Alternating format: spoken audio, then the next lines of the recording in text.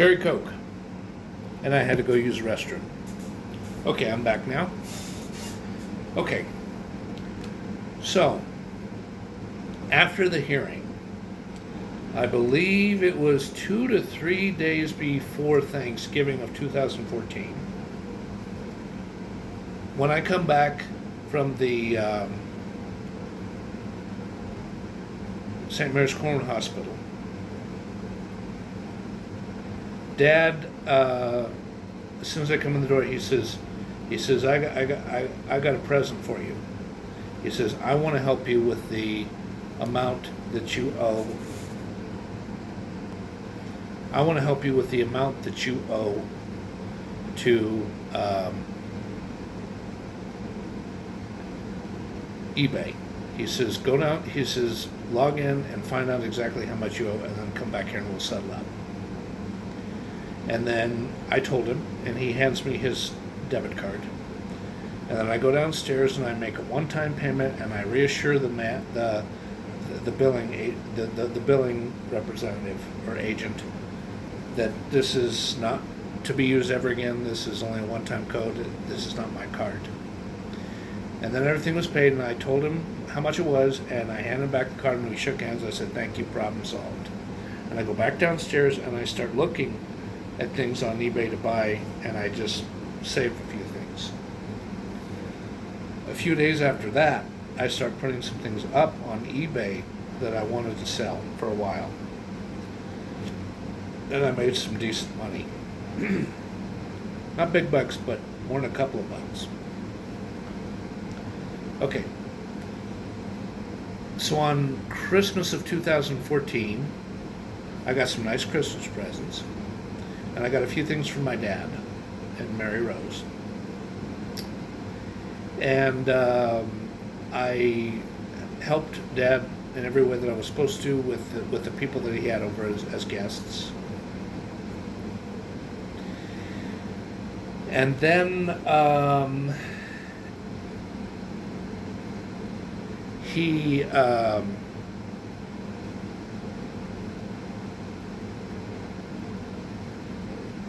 and then I helped him do something else. I forget what it was now. Okay, so in 2015, Dad was away visiting some people that he knew in Tucson. And meanwhile, I was an acting supervisor, so to speak. I made sure to always take in the rent. And I also went to a lady's nursing home where she was a orderly or worker. And I collected over 600 bucks in cash. And I got to keep a little bit for it. And on January 29th, I received a package that was about this thick, 8 by 12.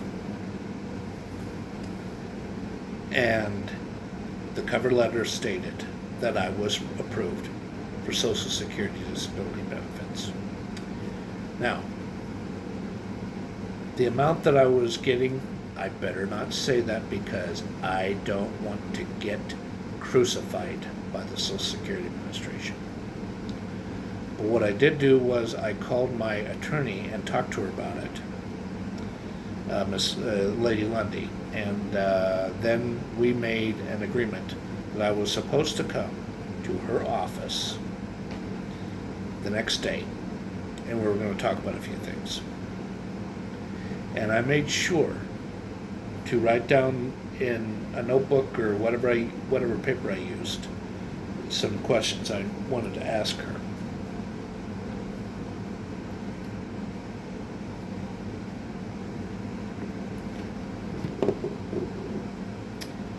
Sorry about that again.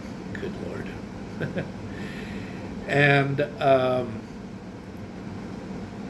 Then what happened was, it was a little after February 15th. I filed my taxes.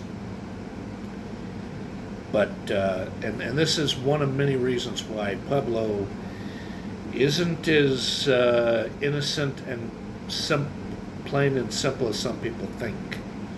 There's some pretty bad dudes out there.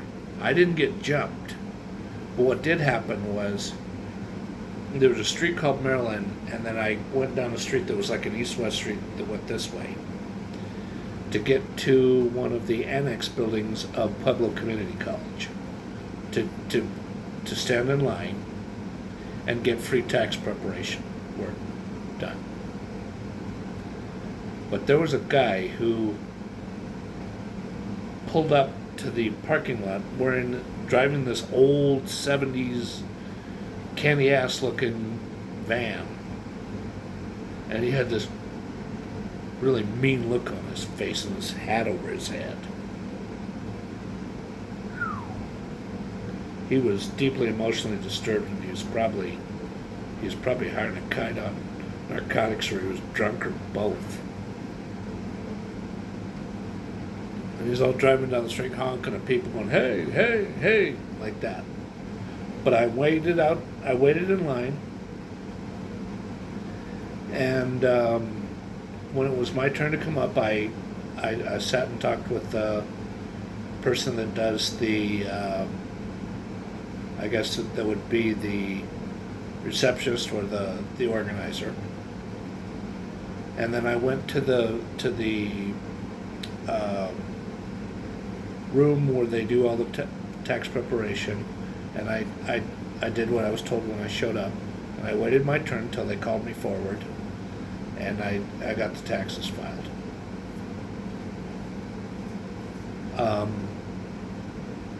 The amount of money that I was filing was about $600 from the Colorado Department of Unemployment. And the tax refund that I got was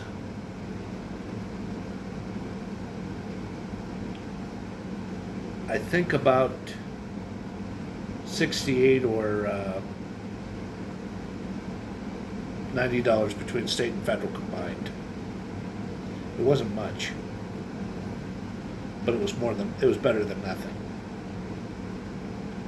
And when I got my tax refund, I got $68 of it, and I went and had something at IHOP. And the distance between where the house was I lived at with my father and a certain part of Pueblo Boulevard in Northern is about 1.9 miles. Yeah. You know, go to the Walmart and then go into IHOP and eat. And then I come back and I buy some underwear and some socks, because I needed those because I was down to almost none. I was only down to 2 pairs of underwear, and I had to hand wash them, so I wouldn't be some stinky bum. And then I tried to open up a checking account, which didn't help by very much, so I just spent the rest of the money as I saw fit. And on April 15th, 2015, was the big day. That was the day I got my first Social Security Disability Benefits check, direct deposited into my checking account. And I tell you, I paid a whole lot of bills. $73 that I owed to eBay. $225 I owed to my dad.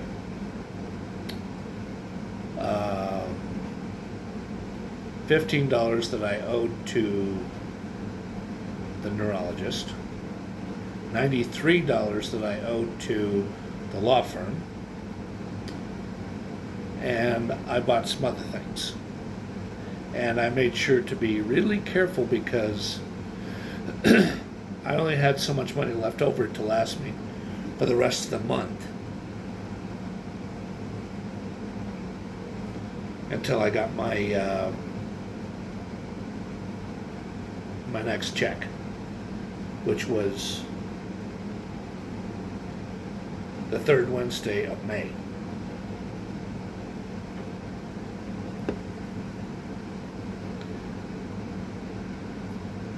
Now, what happened in May, even though I only had a little bit of money coming in from EBT SNAP, which was $16 a month. You see, they set it up that way because they knew that, one, I didn't pay for rent for where I was living. Two, I didn't have any credit card bills, and I didn't have any credit cards of any kind. Three, I didn't pay car insurance. Four, I didn't pay for food for a wife and 2 or 3 kids, and some other things.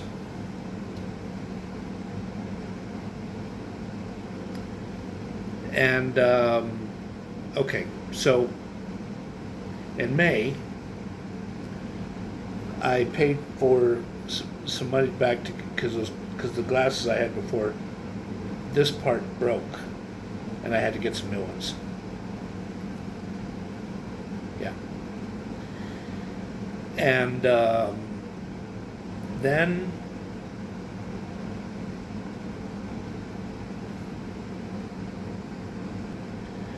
I was giving my father $400 to put in a special savings account so that he could put that aside for the big day that would happen eventually. Okay, now I've already done probably over 2 hours worth of talking here. So let me fast forward to about March 3rd or 4th of 2016. No, not quite. February 2016. It was a Saturday morning, and Dad said, after I said good morning, Dad, as I was heading to go take a shower and then proceed to make breakfast and get going for the day, he said, "Why don't you come and talk to me in the big second garage, because I want to talk with you about what we're going to do with your money." Okay. After I showered and shaved, got dressed, made breakfast, and brewed a nice pot of coffee in one of those percolator ones instead of a traditional coffee maker, I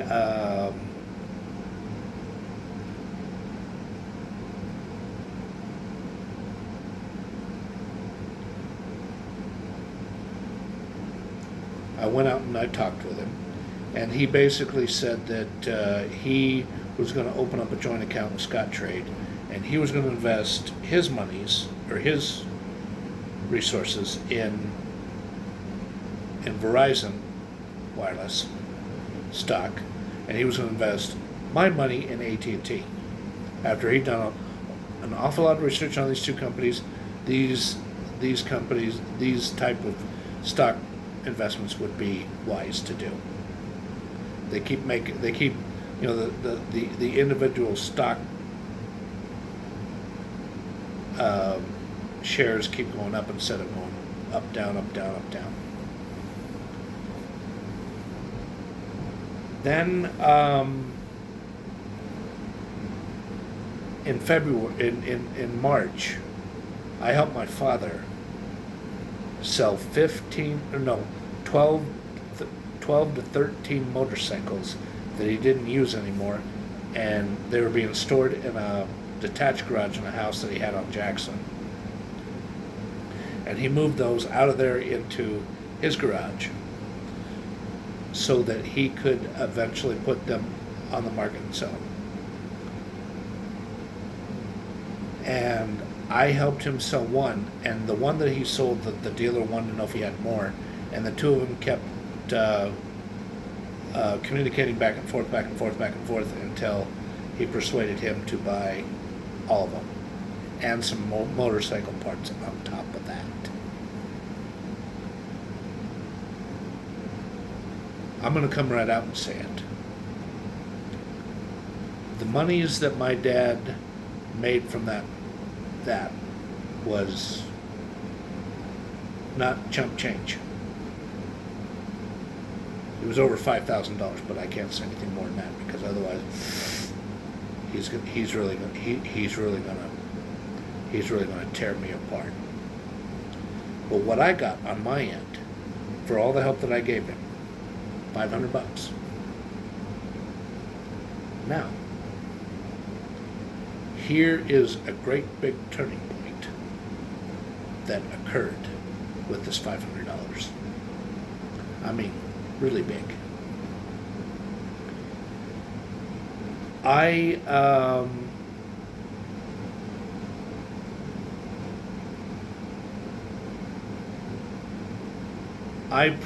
proceeded to make the deposit of 300 of the 500. And then when I right just before I deposited the money, I called a debt collection agency called Wakefield and Associates. And I had a manager call me back when she came back from her lunch break. And she called me back and was quite professional and kind, cordial, civil. And we worked out a deal where the $700 that I owed them would be reduced by at least 20%. But she'd have to talk to the big executives and the powers that be at the company that was Asher Investments. She called me back the following Monday, because see, this call took place on Friday, and the following Monday was a little after March 5th, approximately. And she said, okay, you're getting a 25% discount, so therefore you only owe us $573.75. And then I said, great. I said, I'm going to mail out a payment for $300 in today's mail. I said, what address do I use to send? What address would be the best one that I send it to? She gave me a special P.O. box address. And then I sent it, and then in April, I sent the remaining $273.75. Done deal. That flipped a switch bigger than this that would turn on all the power, figuratively speaking. And that would move away. I mean, this wouldn't literally be this way, but this is just a nice figure of speech. The big roadblock would go away like that.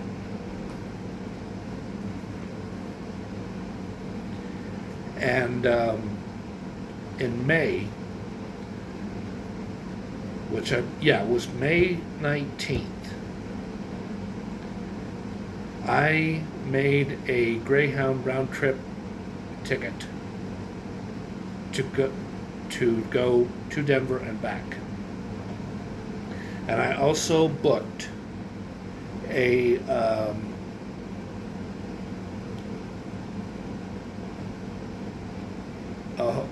Motel 6 stay.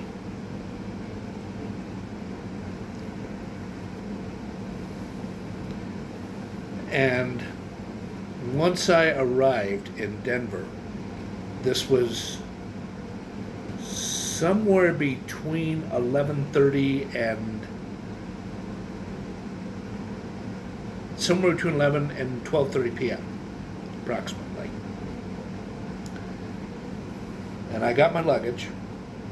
I then proceeded to go to a Jimmy John's that was on 16th Street Mall. And I ate a nice sub sandwich, and I took my medications I was supposed to take. And I also filled out a job application. And then I then proceeded to go to Blake Street's RTD to get a special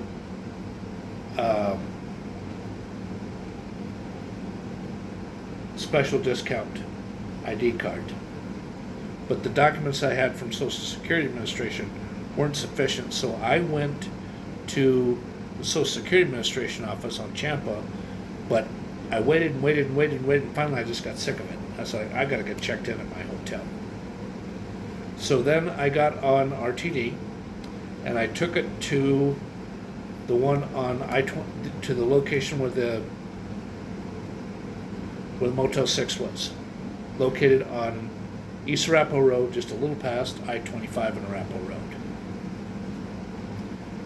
near Arapahoe Road in South Clifton. Yeah.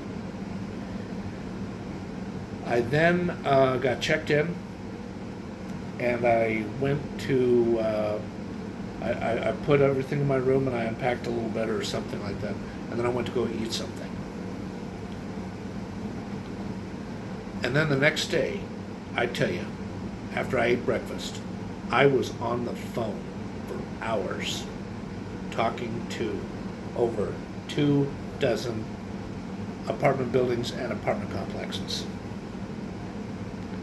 Finally, I gave up around 3:30, 4 o'clock, and resigned to just go trying to get reestablished with the GLEN apartments. And what I did was I had to go have something. No, I had to go downtown to get something to eat because it was dinner time. And then after I ate there, I went into Jerry's Tobacco Shop and got a nice cigar and bought a few other things.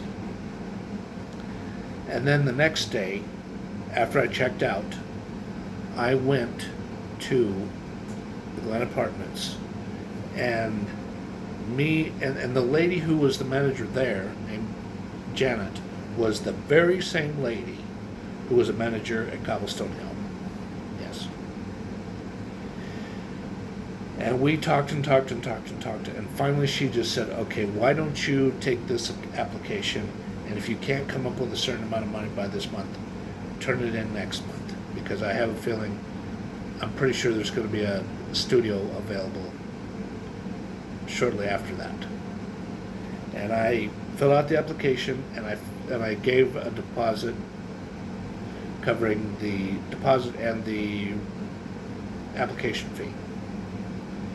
On July 6th, July 6th or 7th, 2016, while I was doing my volunteer work at the Sleep Disorder Center E.E.G lab part of St. Mary's Corbin Hospital, I got the big call saying I was approved.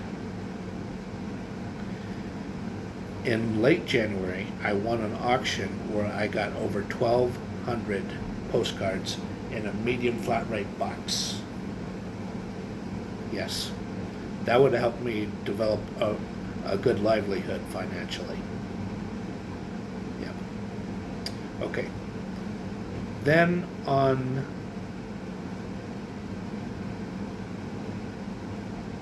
I believe it was August 7th. It was at night. I was really concerned about my father. He vomited several times because I think he either ate something that really disagreed with him, or he had I think it was more like he was suffering from a bit of a stomach virus. The stomach virus didn't last a long time, but after he threw up a few times, the stomach virus went away a few hours after that. And on the 8th of August,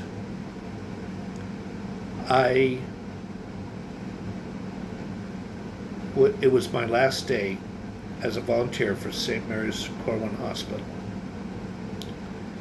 And a manager,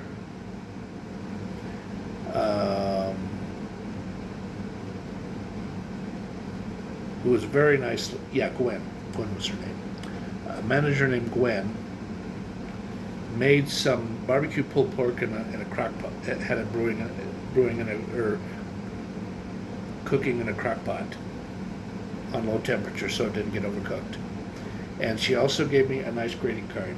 And inside the greeting card was not only a thank you for all what I've done for them, there was a $20 bill of cash as an additional thank you. At 3 p.m., I checked out. I handed in my ID card and my schmuck. And then I went downstairs, and a lady who was the volunteer manager, we met, and she gave me a nice hug, and she said that she's really going to miss me. And then I took the bus, one bus from the hospital, and another bus that would get me back to the house. That was about 0.95 of a mile, 0.95 of a mile, just a hair less than a full mile distance. And Mary Rose was out in the front yard watering the front lawn, and I talked to her or actually I should say stepmother. Well, I'll go ahead and say Mary Rose, why not? But I won't do it. I won't say her name too much. And she said, yeah, he just ate something that really didn't agree with him, but he's feeling a lot better now. And I walk in, and I talked to my dad, and I told him that I prayed for him 3 times, and he was very appreciative. And I did that. And then we talked a little bit more, and he says, so what are you going to do now? And I said, well, I'm going to go right downstairs, and I'm going to start getting packed up immediately. He says, because I got to keep working on this all the time, or I can't go through what I went through this last time. I can't. And I got one big box packed up. And then the next day, what I did was I walked over to Office Depot, and then I walked back, and I'm carrying a thing on my arm that was huge. It was 2 boxes, storage boxes, because the ones that were in there were hanging on by a thread. These were file storage boxes, you see. And I went through every single file folder, and the ones that had some stuff that I didn't want anymore or didn't feel I needed anymore, I shredded it, and I put it. And when the bin filled up, I put it in the trash bin. And then when the trash bin filled, or the trash bag filled up, I immediately hauled it outside to those trash bins on the side of the house. And then on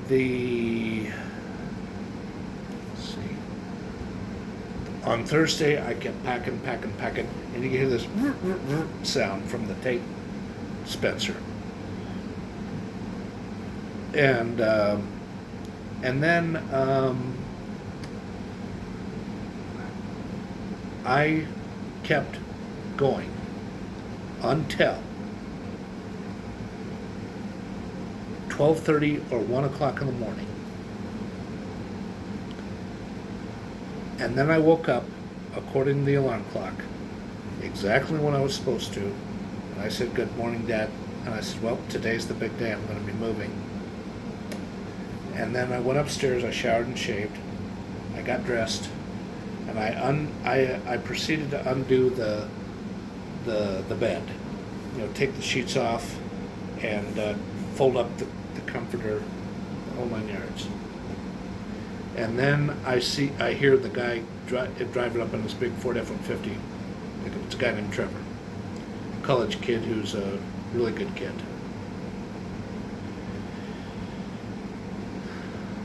And then what I did was he and I kept lifting stuff up. And before he showed up, I did eat a bowl of cereal with Dad's approval to do so. And then when we loaded everything up, I went over and or no, I went downstairs and I could go up and down about 3 times, get all the junk out of there, and unplug the refrigerator and just leave it open and let it air out. And he and Trevor and my dad talked, and they had a good conversation. And then I went over and shook hands with him, and we talked a little bit, give me a couple of valuable pieces of advice. And then I go out to the screen and I give Mary Rose a hug and kiss, and then we get in the car and we drive. Then what I did was I helped him clean up. No, actually, before we moved, here's what I did. I went to the leasing office. I gave them the great big check, which was a huge. It was the first month's rent and a really big deposit. Yes. And then I signed some documents, and they advised me about a few things. I asked a few questions, and then we went into the apartment, cleaned up after I really had to use the bathroom because I was about to explode. I did that I relieved myself in the bathroom in the leasing office, and then I'm sorry, too much information, but then we went into the apartment and we proceeded to put in boxes, furniture, the whole thing. And then we took a ride to the bank, and I paid him the $200 that I owed him in cash, like I promised. And then I went to Citron Bistro and I ate because I was hungry. And then I went to the Dollar Tree and bought a few things. And then I went into Metro PCS and advised them about my new address and asked them to update it. And then I went into Wells Fargo and advised them about my new address. And then after that I did some unpacking, and I stopped doing the unpacking and decided to go to Cherry Creek because I'd been wanting to go there for so long. I just had to do it. I went to WHICH-WICH sandwiches and ordered a sandwich, but the girl who was helping me, she was snooty like that. I'm like, who the hell do you think you are? I mean, I didn't say anything. I just held my temper, and was the bigger grown up. But still, it's just like, who the hell do you think you are, kid? You think you own me? Because you don't. You think you got more powerful than Christ? You don't, girl. You owe him an apology if you think that way. Sorry. Okay, and then I did some more shopping around. And then I went to Bed Bath & Beyond, bought at least a couple of things. And then I went into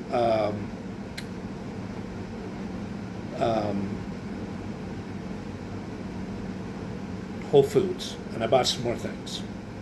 And then I took the bus back to my apartment.